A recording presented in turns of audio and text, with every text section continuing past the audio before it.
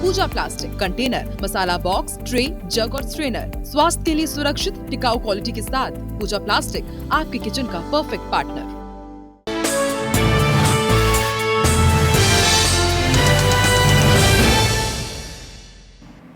नमस्कार, बहुत स्वागत है आपका। IBC 24 देख रहे हैं आप और मैं मुस्कान साहू। न्यूज राउंड अप में आपका स्वागत है। बुलेटिन की शुरुआत करेंगे इस वक्त की बड़ी खबर से। बिलासपुर से इस वक्त की बड़ी खबर आ रही है। चैतन्य बघेल की याचिका पर सुनवाई हुई है। ईडी के खिलाफ लगाई याचिका पर आज सुनवाई हुई है। चैतन्य की तरफ से घंटों बहस अब पूरी हुई है। अब ईडी के तरफ से 3 दिसंबर से अगली सुनवाई की जाएगी। तो वहीं शराब घोटाले के मामले में जेल में चैतन्य बघेल लंबे समय से बंद है। आज EOW के मामले में होने वाली सुनवाई टल गई। जस्टिस अरविंद कुमार वर्मा के सिंगल बेंच में यह मामला लगा था।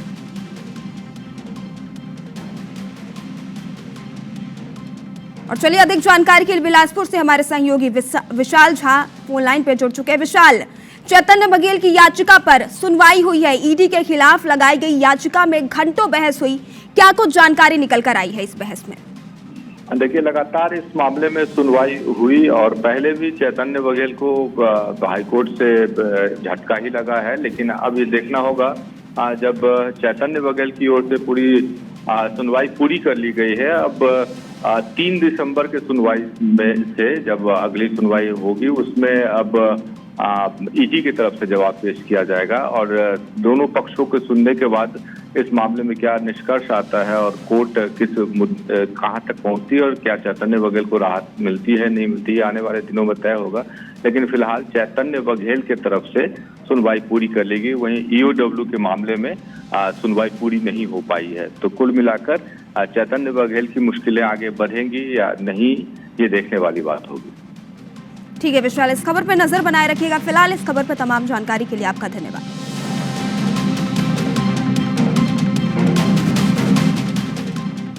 और इस कड़ी में अगली बड़ी खबर राजधानी रायपुर से आ रही है, जहां कार अनियंत्रित होकर पलट गई है।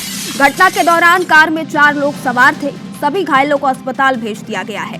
फंडहर चौक के पास की ये घटना बताई जा रही है। तो देखिए, राजधानी रायपुर में कार अनियंत्रित होकर पलट गई है। घटना स्थल से आपको सीधी तस्वीरें IBC 24 एक्सक्लूसिव तस्वीरें दिखा रहा है। घटना के दौरान कार में 4 लोग सवार थे। सभी घायल हैं और सभी को अस्पताल भेज दिया गया है। इलाज जारी है। फंडहर चौक के पास की ये घटना है।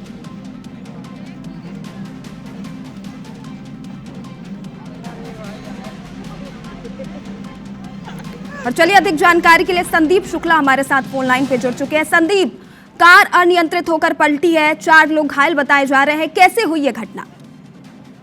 देखिए, एयरपोर्ट रोड का मामला है। आपको बताते फुंडहर चौक है और लगातार ये एक्सीडेंटल जोन है। रात को देर शाम के बाद यहाँ एक्सीडेंट की संभावना सबसे ज्यादा रहती है। इसी पे बहुत तेज गति से कार आ रही थी और फुंडहर चौक के पास उनके सामने गाड़ी आई, बताया जा रहा है, और उसको बचाने के चक्कर में ही जो है वो एक्सीडेंट हुआ है। हालांकि कार काफी तेज थी, इसलिए नियंत्रित नहीं हो पाई और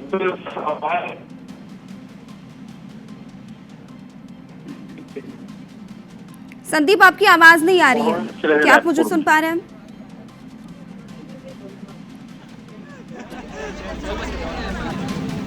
संदीप, क्या आपको आवाज आ रही है? तो देखिए, तकनीकी खामी आ रही है। राजधानी रायपुर की यह घटना है, जहां कार अनियंत्रित होकर पलट गई है। घटना के दौरान कार में सवार सभी 4 लोग घायल हैं, जिनका अस्पताल में इलाज जारी है।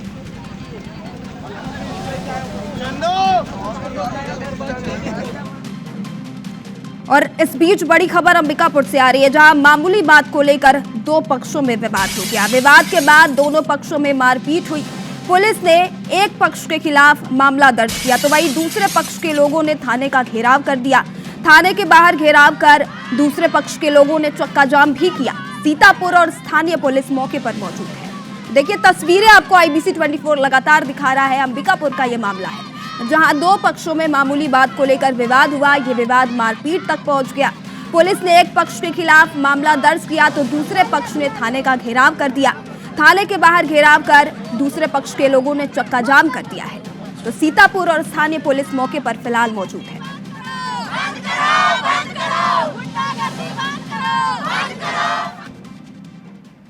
और अब खबर धार से है, जहां धामनोद में खलघाट टोल पर चल रहा किसान आंदोलन फिलहाल स्थगित कर दिया गया। धार, बड़वानी, खरगोन और खंडवा जिलों से जुटे करीब 5,000 किसानों ने कलेक्टर प्रियंक मिश्रा को ज्ञापन सौंपने के बाद अपने आंदोलन को अस्थायी रूप से रोकने की घोषणा कर दी है। किसानों ने न्यूनतम समर्थन मूल्य, ऋण माफी और अन्य मांगों को लेकर नेशनल हाईवे 52 पर पेड़ रखकर चक्का जाम किया था। स्थिति को देखते हुए प्रशासन ने पूरे धार जिले में BNSS की धारा 163 लागू की थी और मौके पर करीब 400 पुलिसकर्मियों का बल तैनात किया गया था। किसानों और प्रशासन के बीच हुई बैठक के बाद आंदोलन स्थगित करने का फैसला लिया गया है। तो वही कलेक्टर का कहना है कि किसानों की मांगे सरकार तक पहुंचाई जाएगी। और इस आंदोलन का हम है नहीं, और आज हमारे ज्ञापन के माध्यम से संघ के प्रतिनिधियों ने अपनी बात को रखा, शांतिपूर्वक हमारे सामने रखा और माननीय मुख्यमंत्री जी के निर्देशानुसार हम लोगों ने उस ज्ञापन को स्वीकार किया और उनकी जो बातें केंद्र सरकार से संबंधित हैं उनके लिए ये बात रखी गई कि हमारे जो जनप्रतिनिधि हैं, यहाँ की सांसद और राज्यसभा सांसद, उनके माध्यम से एक प्रतिनिधि मंडल जो है वो जाकर के दिल्ली में शांतिपूर्वक अपनी बात को वहाँ रखेंगे। ये वहीं टीकमगढ़ में 3 सगे भाइयों के हत्याकांड मामले में पुलिस ने खुलासा किया है। SP आलोक कुमार ने बताया कि वारदात में शामिल एक नाबालिग सहित सभी 7 आरोपियों को गिरफ्तार किया गया है। आरोपियों की गिरफ्तारी के लिए पुलिस की 4 अलग अलग टीमों का गठन किया गया था। उन्होंने बताया कि घटना की वजह जमीनी विवाद है। एक ही परिवार के 2 पक्षों में खेत की बुआई को लेकर झगड़ा हुआ था, जिसमें एक पक्ष के लोगों ने मिलकर दूसरे पक्ष के 3 भाइयों की हत्या कर दी थी। खुलासे के मामले में छतरपुर DIG ने घटनास्थल का जायजा लिया था।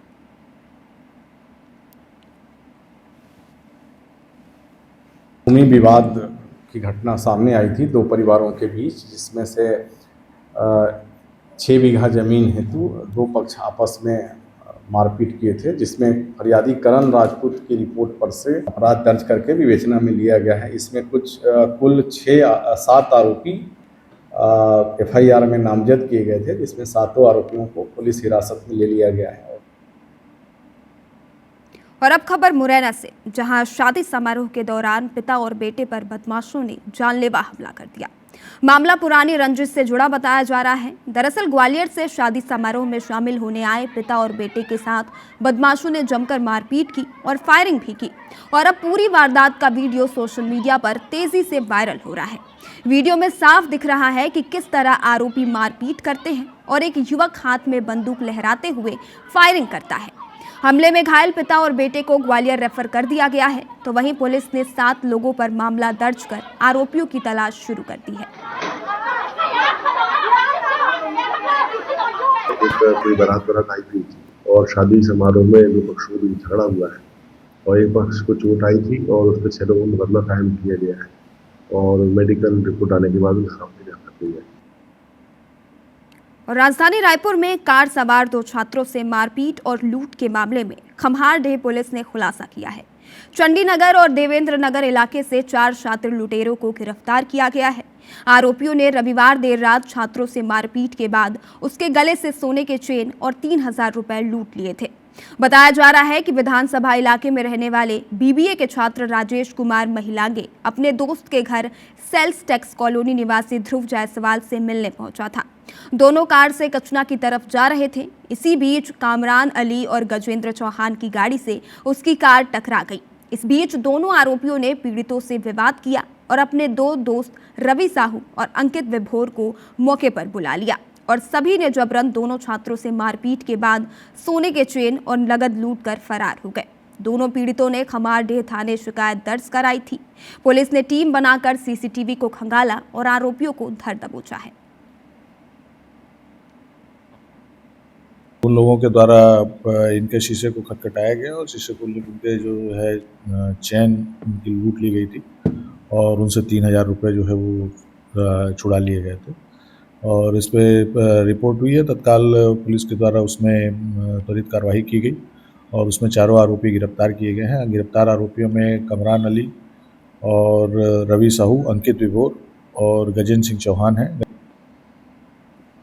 और इस बीच चौंका देने वाली खबर कटनी जिले से आ रही है, जहां बड़वारा में एक नाबालिग बच्ची ने बच्ची को जन्म दिया है। जन्म के तुरंत बाद नाबालिग ने नवजात को अपनाने से इनकार कर दिया। घटना की जानकारी मिलते ही स्वास्थ्य विभाग और पुलिस ने बाल कल्याण समिति यानी CWC को सूचित किया, जिसके बाद बच्ची को अब किलकारी शिशु गृह संस्था को सौंप दिया गया है। मामला 24 नवंबर का है। नाबालिग अपने परिजनों के साथ अस्पताल पहुंची। यहां उसने एक स्वस्थ बच्ची को जन्म दिया। प्रसव के बाद स्वास्थ्य विभाग को पता चला कि मां नाबालिग है।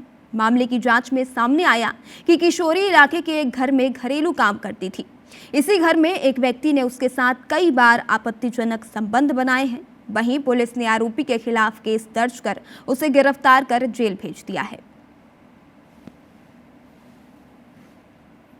नाबालिग बच्ची थी जो कि हॉस्पिटल में उसकी डिलीवरी हुई थी और उसने एक बच्ची को जन्म दिया है। वहीं पर एक काम करने वाला मुरैना का एक व्यक्ति है, जिसके द्वारा उसके साथ जो है गलत काम किया गया, संबंध बनाए गए। आरोपी के विरुद्ध जो है मामला पंजीबद्ध किया गया है और आरोपी को पुलिस ने हिरासत में लेकर इसमें पूछताछ कर रही है। और अब खबर इंदौर से है, जहां सीएम डॉक्टर मोहन यादव ने औचक निरीक्षण किया है। दलाल बाग स्थित आश्रय स्थल का सीएम डॉक्टर मोहन यादव ने निरीक्षण किया। सीएम डॉक्टर मोहन यादव ने लोगों को कंबल भी बांटे। आश्रय स्थल की सुविधाओं की उन्होंने जानकारी दी है। तो देखिए तस्वीरें हम आपको दिखा रहे हैं। इंदौर के आश्रय स्थल पर सीएम डॉक्टर मोहन यादव निरीक्षण करने पहुंचे। निरीक्षण के दौरान सीएम डॉक्टर मोहन यादव ने लोगों को कंबल बांटे और आश्रय स्थल की सुविधाओं की लोगों से उन्होंने जानकारी भी ली।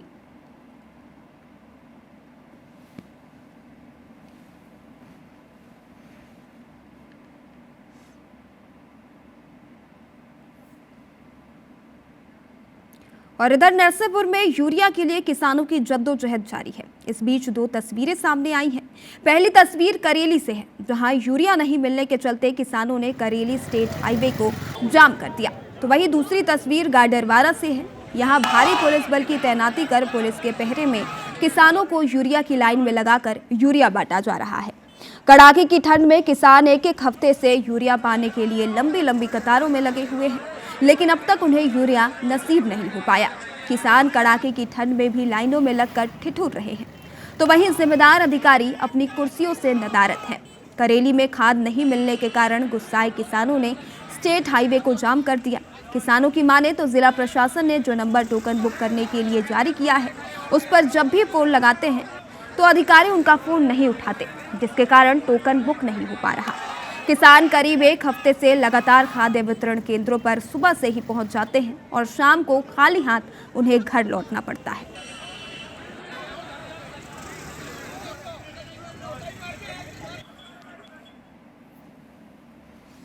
बीस दिन पहले नंबर लगा था, तो आज 25 तारीख से डेली आ रहे हैं, लेकिन अभी तक कोई मतलब यूरिया मिल ही नहीं रहा। टोकन में लाइन लगाई, दिन भर उसमें लगे, जब टोकन मिला 25 तारीख को, लेकिन आज तक यूरिया नहीं मिला।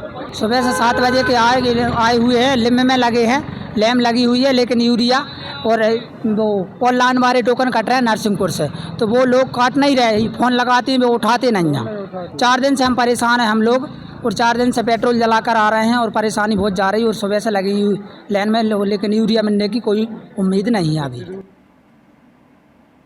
और अब खबर छत्तीसगढ़ के रायगढ़ जिले से, जहां धान के अवैध परिवहन पर नकेल कसते हुए प्रशासन ने बड़ी कार्रवाई की है। प्रशासन की टीम ने उन्नाव अंदरूनी जंगल रास्तों को पूरी तरह से बंद किया है, जिनका उपयोग ओडिशा से छत्तीसगढ़ में धान की अवैध आवक के लिए बनाए गए थे। जेसीबी से खोदकर रास्ते को बंद किया गया है। ये रास्ते घने जंगलों के बीच से निकलते थे और कोचियों द्वारा लाल चंदन की तस्करी के तर्ज पर गुप्त रूप से तैयार किए गए थे। यहां से भारी मात्रा में धान लाकर विभिन्न स्थानों में खपाने की तैयारी थी। अधिकारियों का कहना है कि एहतियात के तौर पर सभी संभावित रास्तों पर पैनी निगाह रखी जा रही है।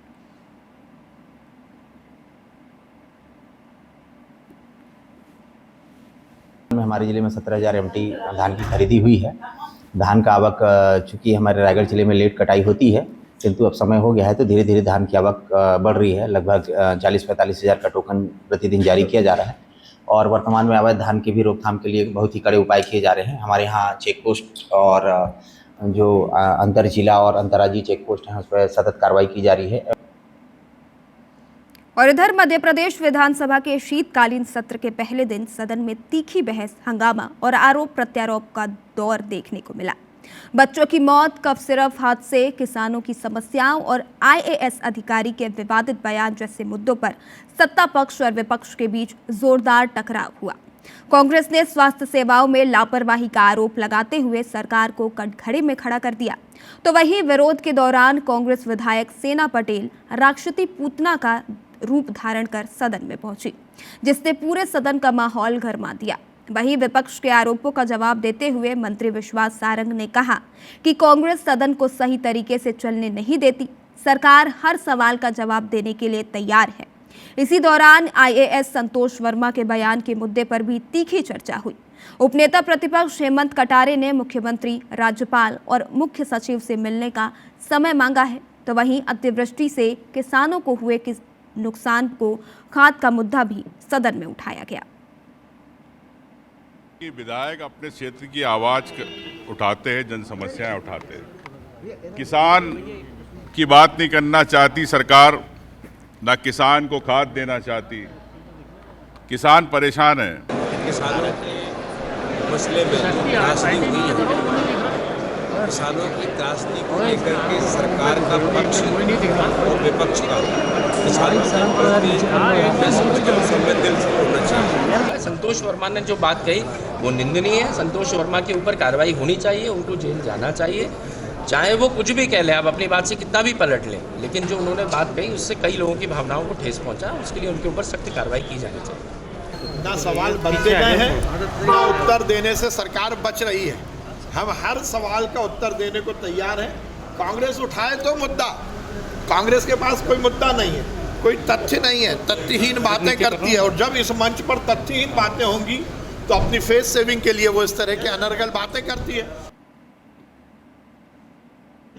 और शीतकालीन सत्र की शुरुआत के मौके पर पीएम मोदी ने विपक्ष को सदन की कार्यवाही सुचारू रूप से चलने देने की नसीहत दी है, लेकिन सदन की कार्यवाही शुरू होते ही SIR और BLO की मौत के मामले ने हंगामा शुरू हो गया। विपक्ष ने बहस की मांग की तो सत्ता पक्ष ने वंदे मातरम के 150 साल पूरे होने के मौके पर चर्चा पर जोर दिया। बिहार विधानसभा चुनाव के करीब पखवाड़े पर बाद भी सत्ता पक्ष और विपक्ष पर एक बार फिर आमने सामने नजर आए।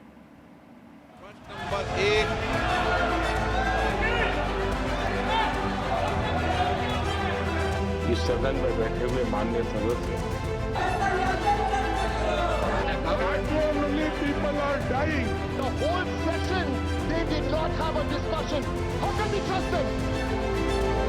संसद के शीतकालीन सत्र की शुरुआत हंगामेदार रही। लोकसभा में SIR और BLO की मौत पर विपक्ष ने चर्चा की मांग की, जिसे लोकसभा स्पीकर ओम बिरला ने स्वीकार नहीं किया और हंगामे के चलते सदन की कार्यवाही स्थगित करनी पड़ी। वहीं राज्यसभा में उपराष्ट्रपति CP राधाकृष्णन के अभिवादन के दौरान नेता प्रतिपक्ष मल्लिकार्जुन खड़गे ने पूर्व उपराष्ट्रपति जगदीप धनखड़ के इस्तीफे पर सवाल खड़े किए और इशारों में सत्ता पक्ष पर निशाना साधा, जिस पर बवाल मच गया। सत्ता पक्ष की ओर से भी इस पर किरण रिजिजू और जगत प्रकाश नड्डा ने जोरदार पलटवार किया। तो आप तो राधाकृष्णन जी के हमनाम हैं, हम आशा करते हैं कि आप उनके हमख्याल भी होंगे। You will not mind that I am constrained to refer to your predecessor's completely unexpected and sudden exit from the office of the chairman Rajya Sabha, which is unprecedented in the annals of parliamentary history. I was disheartened that the House did not get an opportunity to bid him a farewell. Regardless, I wish him on behalf of the entire opposition a very healthy life. मैं आपसे appeal करना चाहूंगा कि आप अपने आसन से उस तरफ ज्यादा न देखें, उसमें खतरा है। ठीक है, आपको बिहार की हार ने, हरियाणा की हार ने, महाराष्ट्र की हार ने काफी तकलीफ पहुंचाई है, लेकिन तकलीफ तकलीफ को डॉक्टर के सामने बोलना चाहिए। उन्होंने जो मैटर रेफर किया है ये बहुत अनफॉर्चुनेट है। मैं सदन पर सिर्फ इतना याद दिलाना चाहता हूं कि आप लोगों ने भूतपूर्व उपराष्ट्रपति को, भूतपूर्व चेयरमैन को जिस भाषा का इस्तेमाल करके आप लोगों ने जो अपमान किया, आप क्या वो भूल गए?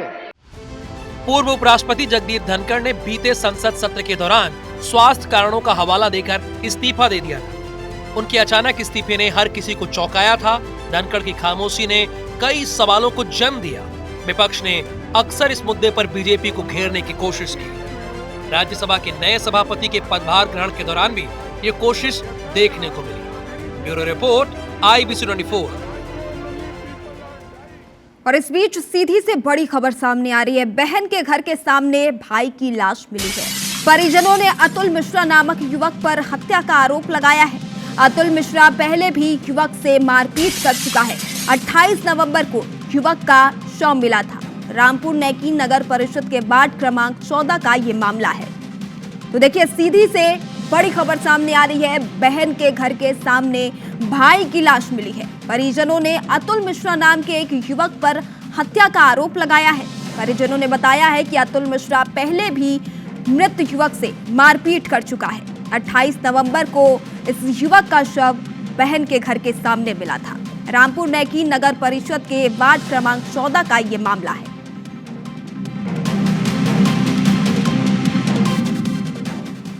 कांग्रेस ने नेशनल हेराल्ड केस में सोनिया गांधी और राहुल गांधी पर दर्ज हुई नई FIR पर कड़ा विरोध किया। PCC के निर्देश पर रायपुर समेत कई जिलों में विरोध प्रदर्शन हुआ। पहली तस्वीर रायपुर की है। यहां कांग्रेस कार्यकर्ताओं ने ED ऑफिस का घेराव कर पुतला दहन किया, तो वहीं दूसरी तस्वीर बिलासपुर की है। यहां भी कांग्रेस नेताओं ने ED का पुतला जलाकर विरोध जताया है। अंबिकापुर और राजनांदगांव में भी कांग्रेस कार्यकर्ताओं ने उग्र प्रदर्शन किया। कांग्रेस नेताओं ने कहा कि राहुल गांधी लगातार वोट चोरी, अडानी और SIR का मामला उठा रहे हैं। इस कारण बीजेपी सरकार राहुल पर दबाव बना रही है, लेकिन राहुल गांधी डरने वाले नहीं है। पूरी कांग्रेस उनके साथ खड़ी है।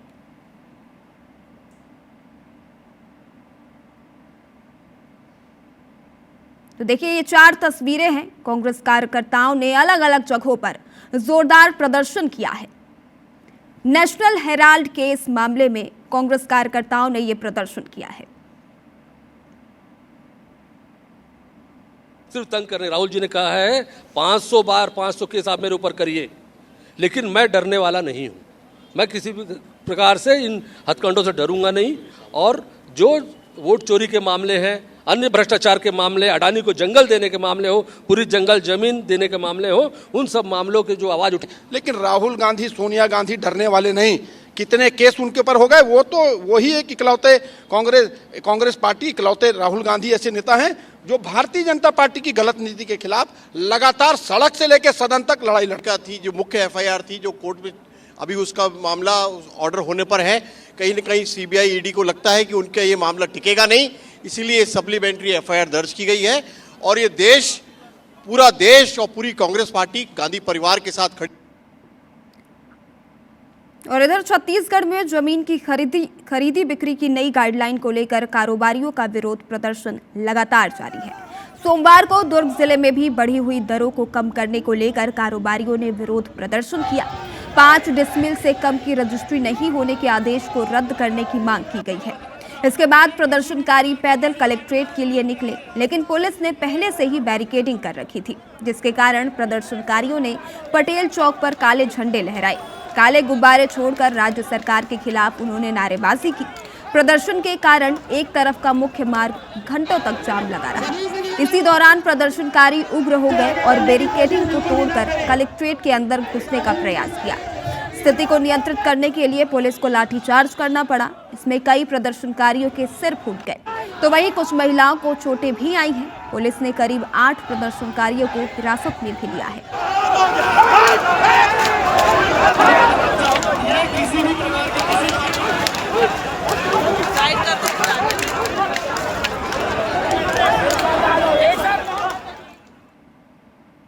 और कांग्रेस प्रतिनिधिमंडल ने मुख्य निर्वाचन पदाधिकारी से मुलाकात की और एसआईआर को लेकर अपनी मांगे और शिकायतें रखी।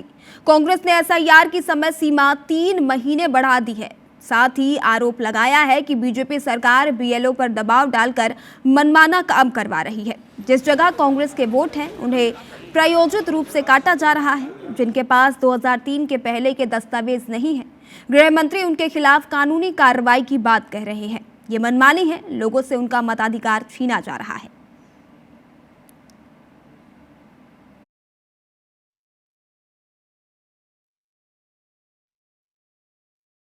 एसआईआर को लेकर बहुत सारी दिक्कतें हैं जो सामने आ रही है, जिसको लेकर हम लोग आज कांग्रेस पार्टी का एक डेलीगेशन निर्वाचन आयुक्त से मिले थे। प्रदेश कांग्रेस कमेटी के अध्यक्ष दीपक बैज जी के नेतृत्व में पहले ही एसआईआर की प्रक्रिया को 3 महीने बढ़ाने की बात हम लोग कर चुके हैं। काहे के लिए आनन फनन में किया जा रहा है? पहले भी एसआईआर होता था। डिप्टी सीएम ने कहा जिसका नाम 2003 की सूची में नहीं है, वोटर लिस्ट में उनकी गिरफ्तारियां होंगी। ये तुगलकी फरमान नहीं चलेगा। बड़ी खबर दुर्ग से आ रही है, जहां हरिचंद मोहल्ले में चाकूबाजी की घटना हुई है। 4 से 5 लड़कियों ने ब्लेड से हमला किया है। इस हमले में 3 से ज्यादा लोग घायल हुए हैं। एसिड फेंकने का भी आरोप है। घायलों को इलाज के लिए अस्पताल भेज दिया गया है, तो वहीं कोतवाली पुलिस मामले की जांच में जुटी हुई है। और चलिए अधिक जानकारी के लिए आकाश राव हमारे साथ फोन लाइन पे जुड़ चुके हैं। आकाश, दुर्ग का ये मामला है, 4 से 5 लड़कियों ने ब्लेड से हमला किया है, 3 से ज्यादा लोग घायल है। क्या है पूरा मामला? ऐसी क्या स्थिति रही कि लड़कियों ने इस तरीके से हमला किया है? बिल्कुल, पहले ये देखा जाता था कि कहीं ना कहीं युवा जो होते थे वो इस तरीके से घटनाओं को अंजाम दे रहे थे, चाकूबाजी जैसी घटनाओं को अंजाम दे रहे थे। लेकिन अब जो है पहली बार दुर्ग में ये देखा गया है कि जो लड़कियां हैं उन्होंने ब्लेड से हमला किया है। वो भी 4 से 5 युवकों पर उन्होंने हमला किया, ताबड़तोड़ हमला करके वो फरार हो गई है। ऐसे में जो घायल जो युवक हैं उन लोगों को जिला अस्पताल जो भेजा गया, रेफर किया गया, उनका इलाज जारी है। और ऐसे में जो क्षेत्र के लोग हैं, ये पूरा मामला हरिजन मोहल्ले का है, सिटी कोतवाली अंतर्गत ये क्षेत्र आता है। ऐसे में लोगों ने जो थाने का घेराव किया और जो लड़कियां हैं जिन पर आरोप लगा है उन्हें तत्काल गिरफ्तार करने की बात कही जा रही है। और ये भी बात सामने आ रही है कि जो लड़कियां हैं उन्होंने तेजाब भी कहीं ना कहीं फेंका है। तो ऐसे में पुलिस पूरी मामले की जांच कर रही है। लेकिन एक घटना जो है काफी दिल दहलाने वाली है। जिस तरीके से ये लगातार घटनाएं जो दुर्ग में चाकूबाजी की और साथ ही साथ हत्याओं की आ रही थी, अब लड़कियां भी इस मामले में सामने आ गई, तो वैसे में पुलिस के लिए बड़ी चुनौती हो गई है। जी आकाश, फिलहाल घायलों की स्थिति कैसी और पुलिस इस मामले में क्या कह रही है? बिल्कुल, पुलिस का कहना साफ तौर पे है कि जो लड़कियां हैं उनको जल्द से जल्द गिरफ्तार कर लिया जाएगा। लेकिन वही जो जिनको घायल है, जिनको चोट लगी है, उनकी स्थिति तो सामान्य है, लेकिन कहीं ना कहीं गहरे घाव उनको लगे हैं। तो ऐसे में जो डॉक्टर हैं उनका इलाज कर रहे हैं। जी ठीक है आकाश, खबर पे नजर बनाए रखिएगा। फिलहाल तमाम जानकारी के लिए आपका धन्यवाद। और मध्य प्रदेश के 4 जिले बड़वानी, धार, खरगोन और खंडवा जिले के किसान आंदोलन पर निकल आए हैं।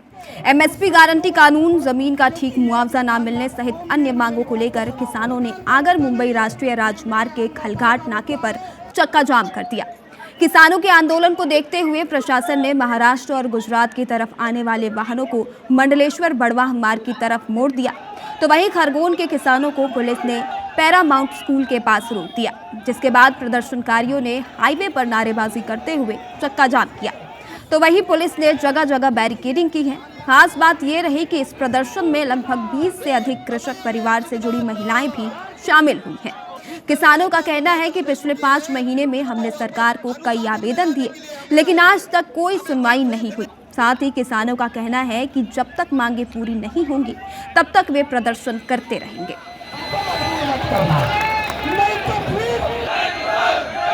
आज हमारे धार कलेक्टर महोदय से बात हुई और बात हुई जो हमारी एमएसपी की बात थी कि एमएसपी पे गारंटी दी जाए हमारी फसलों पर जो निमाड़ में पैदा होती है और कर्ज मुक्त किया जाए। लेकिन बात पूरी तरह विफल रही, बात नहीं बनी।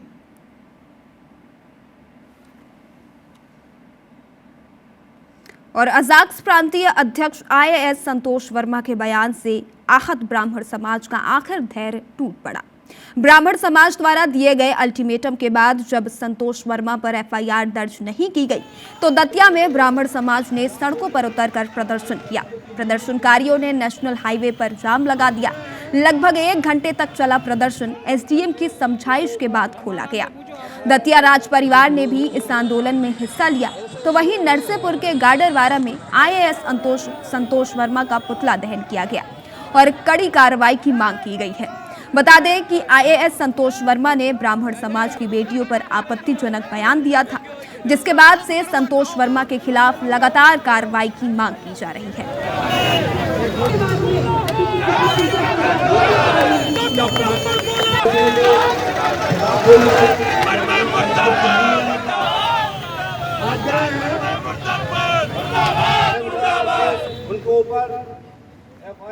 संतोष वर्मा ने जो निंदनीय बयान दिया उसका हम लोग पुरजोर विरोध कर रहे हैं और ईंट से ईंट बजा देंगे उसकी।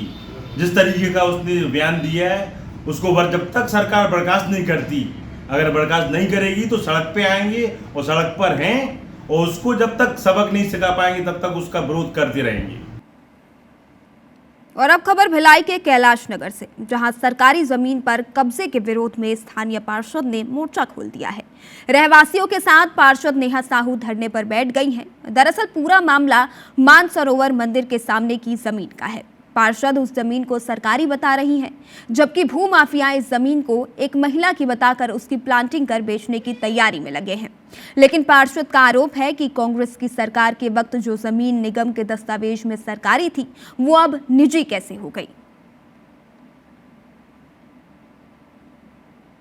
कैलाश नगर में शासकीय भूमि पे अतिक्रमण और अवैध कब्जे की लगातार शिकायतें आ रही। इस जगह को भी हम चाह रहे थे कि संरक्षित कर दें, लोगों के खेलने कूदने बच्चों के लिए ये काम आ जाए, बुजुर्गों के टहलने के लिए, तो हमने इसका सीमांकन लगाया। साल भर हो गया, इसका सीमांकन तहसीलदार महोदय नहीं करवा पाए। और इधर साइबर अपराध से बचने के लिए जशपुर पुलिस ने जागरूकता का एक अभिनव कदम उठाया। एसएसपी शशि मोहन सिंह के निर्देशन में खौफ द डिजिटल वॉर नाम के एक लघु फिल्म बनाई जा रही है, जो पूरी तरह साइबर फ्रॉड पर आधारित है। इस फिल्म में एसएसपी स्वयं एक साइबर ठगी के शिकार स्कूल टीचर की मुख्य भूमिका में नजर आएंगी। फिल्म में वास्तविक उदाहरणों के माध्यम से दिखाया गया है कि कैसे सरकारी अधिकारी, बैंक प्रतिनिधि या पुलिस अधिकारी बनकर अपराधी लोगों को डराकर धोखाधड़ी करते हैं। टेक 3 स्टूडियो द्वारा निर्मित इस फिल्म में छत्तीसगढ़ के स्थानीय कलाकार भी अभिनय कर रहे हैं। फिल्म की कहानी एएसपी शशि मोहन सिंह ने लिखी है। द्वारा खौफ द डिजिटल वॉर के नाम से एक शॉर्ट फिल्म बनाया जा रहा है, जिसमें स्थानीय कलाकारों के साथ साथ रायपुर और दुर्ग के भी कलाकार इसमें भाग ले रहे हैं। और इस फिल्म में हम लोगों ने यही दिखाया है कि किस तरीके से साइबर वॉर चल रहा है और इस साइबर वॉर में सबसे बड़ा जो हथियार है वो जागरूकता है। और जशपुर पुलिस लगातार कम्युनिटी पुलिसिंग के माध्यम से लोगों को मैसेज देने का काम करती है। और मध्य प्रदेश में गीता जयंती का उत्सव प्रदेश भर में मनाया जा रहा है। मुख्यमंत्री डॉक्टर मोहन यादव इंदौर के राजवाड़ा परिसर में आयोजित अंतर्राष्ट्रीय गीता महोत्सव में पहुंचे। इस दौरान उन्होंने गीता भवन गोपाल मंदिर में बनी गीता भवन लाइब्रेरी और नए सभागार का लोकार्पण किया। गीता महोत्सव पर एक रिकॉर्ड भी बना, जब पूरे प्रदेश में 3 लाख से ज्यादा बच्चों ने श्रीमद् भगवद गीता का सामूहिक पाठ किया। इस अवसर पर संस्कृति विभाग ने कुल 88 लाख रुपए के पुरस्कार भी वितरित किए। इंदौर की तरह ही हरदा में जिला स्तरीय गीता महोत्सव का आयोजन किया गया, जिसमें पूर्व कृषि मंत्री कमल पटेल शामिल हुए। इस दौरान गीता पर आधारित प्रदर्शनी लगाई गई। रीवा में एनसीसी ग्राउंड में हुए कार्यक्रम में 4000 से ज्यादा छात्रों ने गीता का पाठ किया। इस तरह नर्मदापुरम में भी 2000 से ज्यादा छात्रों ने गीता का पाठ में हिस्सा लिया। मंडला में रानी दुर्गावती कॉलेज में भी छात्रों ने गीता पाठ किया।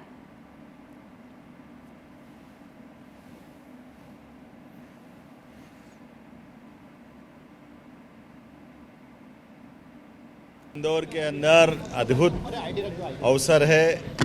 1832 में बनाए हुए गोपाल मंदिर में आज गीता भवन एक नए रूप में लोकार्पित है और पवित्र गीता जयंती के अवसर पर अब यहाँ पर हमारे लिए सभी प्रकार के धार्मिक प्रवचन, सामाजिक समसामयिक विषयों पर चर्चा करने के लिए शहर के अंदर ये अत्यंत लोकप्रिय और अच्छे स्थान पर प्राचीन वैभव और गौरवशाली विरासत को यशस्वी प्रधानमंत्री के स्मार्ट सिटी प्रोजेक्ट के अंतर्गत आज इसका लोकार्पण ये अत्यंत मनोहारी भी है, मन को सुकून देने वाला भी है। और रामनगरी अयोध्या में गीता जयंती मनाई गई। एक साथ हजारों सनातनियों ने श्रीमद् भगवद गीता का पाठ किया। श्री राम जन्मभूमि तीर्थ क्षेत्र ट्रस्ट के अध्यक्ष नित्य गोपाल दास के आश्रम वाल्मीकि भवन में आयोजन किया गया, जहां हर साल गीता जयंती के अवसर पर सामूहिक गीता का पाठ किया जाता है।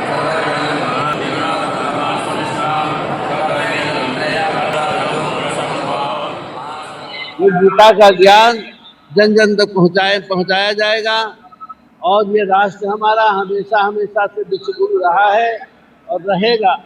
ये अध्यात्म परम सुंदर है, इसके द्वारा सब कुछ प्राप्त होता है।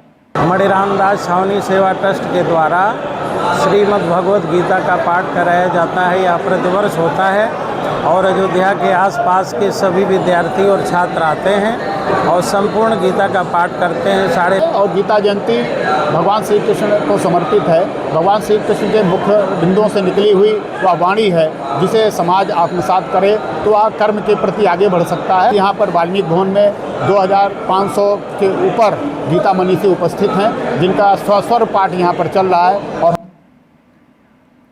और इधर छत्तीसगढ़ हाईकोर्ट से सख्ती के राजा धर्मेंद्र सिंह को बड़ी राहत मिली है। हाईकोर्ट ने धर्मेंद्र सिंह को छेड़खानी और दुष्कर्म की कोशिश के आरोप से बरी कर दिया है। कोर्ट ने जेल में बंद धर्मेंद्र सिंह की रिहाई का आदेश भी दिया। दरअसल 10 जनवरी 2022 को एक महिला ने धर्मेंद्र सिदार के खिलाफ शिकायत दर्ज कराई थी।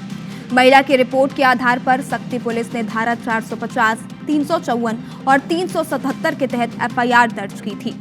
मई 2025 में ट्रायल कोर्ट ने अलग अलग धाराओं में धर्मेंद्र सिंह को 7 साल की सजा सुनाई थी। इसके बाद से वो जेल में बंद है।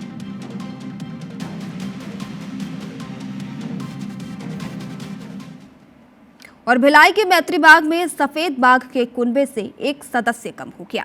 केज में सफेद बाघिन संदिग्ध हालत में मरी हुई मिली। इधर सुबह जब जू प्रबंधन के लोगों ने केज में बाघिन को मरा हुआ देखा तो तत्काल इसकी खबर उच्चाधिकारियों को दी गई, जिसके बाद वन विभाग के अधिकारी यहां पहुंचे और बाघिन की मौत की पुष्टि की गई। दोपहर को वन विभाग की टीम ने बाघिन का पोस्टमार्टम कराया। उसका अंतिम संस्कार मैत्री बाग के अंदर ही किया गया। डीएफओ ने बताया कि बाघिन जया की उम्र लगभग 11 साल थी और उसे 1.5 साल पहले जंगल सफारी रायपुर से मैत्री बाग लाया गया था। मैत्री बाग में अब सफेद बाघों की संख्या 5 हो गई है।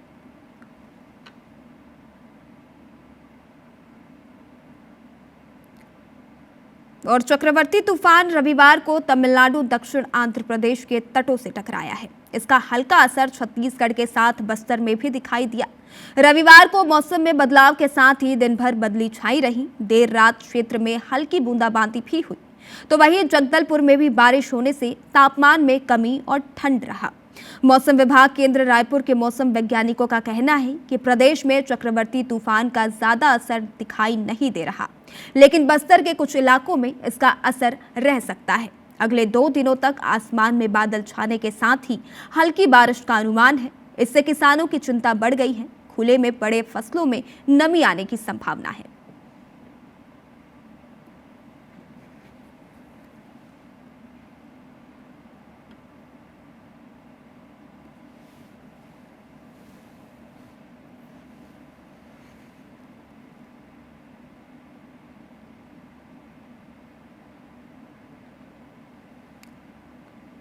तो देखिए, चक्रवर्ती तूफान का असर अलग अलग जगहों पर देखने को मिल रहा है। रविवार को चक्रवर्ती तूफान तमिलनाडु दक्षिण आंध्र प्रदेश के तटों से जा टकराया।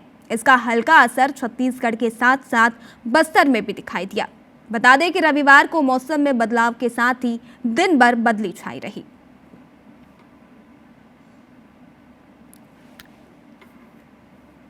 और इस बुलेटिन में फिलहाल इतना ही। अब मुझे दीजिए इजाजत और देखते रहिए IBC 24। नमस्कार।